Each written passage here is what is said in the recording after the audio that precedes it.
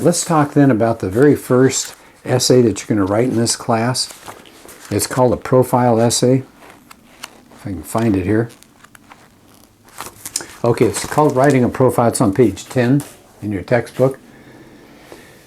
So what's a profile? What are you going to profile? You can profile a person, a place, or an activity, but make sure it's something you're involved with. So don't do a famous person. Don't do Elon Musk or a president of the United States or a famous singer or something like that.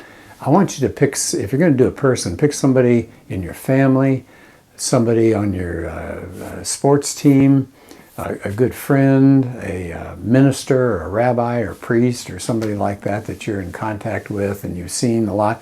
So you want to know this person really, really well. So if you do a person, make sure that person somehow is connected to you. If you do a place, again, make sure it's a place that you connect with. Don't do the South Pole if you've never been to the South Pole. If you have, go ahead. Tell me about it. What was it like? But make sure it's a place that you're connected with somehow. And if it's an activity, guess what? Same thing. Make sure it's something that you are connected with. You took part in it. You were part of it. Maybe it was a concert.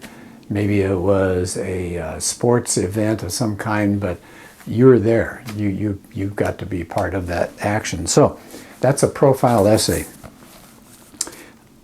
Key thing, I'm in the first paragraph there on page 10. Vivid, good details. And that's why I'm making this your first paper of the semester, because I want you to give me details. I want you to be clear on what it looked like, what it sounded like, what it smelled like, what it tasted like, what it felt like.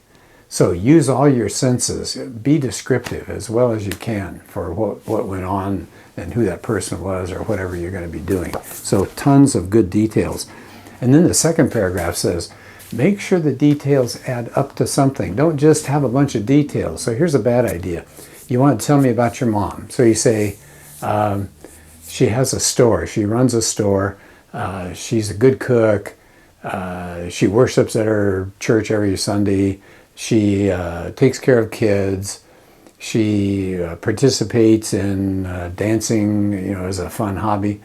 Well, okay, so you've given me all this information about your mom, but it doesn't really add up to one thing about her. So what you want to do, if you're going to do a person, pick one aspect. Maybe it's your mom's dancing abilities. Okay, there's your focus. Or maybe it's your mom's, the way she raised her kids. Maybe it's the way, how hard she worked to get to where she is in her job. So make sure you have that's called a focus. So don't just throw a bunch of facts. Don't tell me about Yosemite, which is a beautiful park up north. Don't tell me how old the park is. Don't tell me how you get there.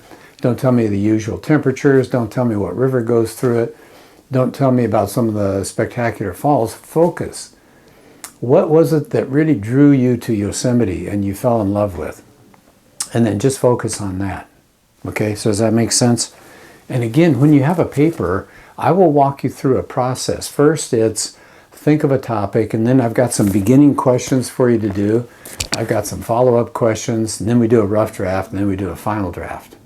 The other thing we do as we do each of these 5 papers is we look at some samples of other people who've done similar things like you're going to do. So in this case, starting on page 11 is an essay called The Things That Carried Him. And this is a story of an activity. And it's a pretty solemn activity. It's the death of a soldier and his burial back here in the United States, the memorial service for him. So there's an activity. Then the next one is on page 15. It's George Washington at Mount Vernon. I wrote this one. And this is a story about what it's like to visit Mount Vernon, which was George Washington's home.